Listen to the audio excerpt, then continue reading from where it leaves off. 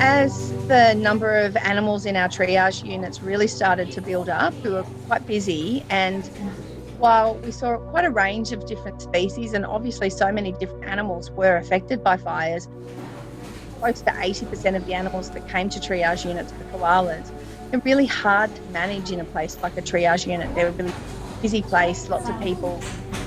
She's not very impressed with her critter care. The best chance that we would have to get some of these animals back to the wild would be if we could take them back to the specialist vet hospitals that Zoos Victoria runs for wildlife.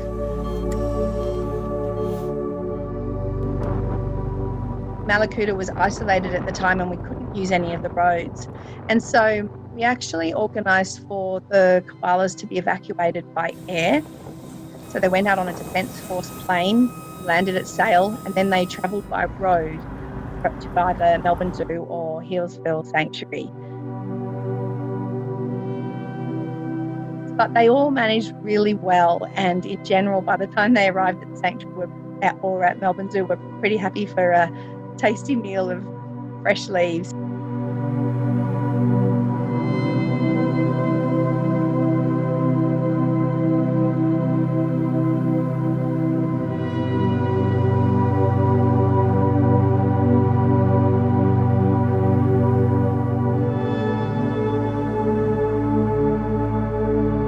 One of the things that we found out this year was that some of these animals are quite badly injured, and there's also maybe more going on than we previously had known. And the need to give some of these animals intensive veterinary care in specialised wildlife hospitals is so apparent to us now.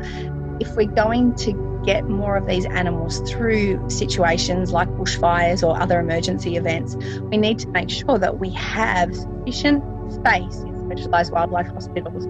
So in the future, we plan to expand the facilities we have available for cases like these at Zoos Victoria.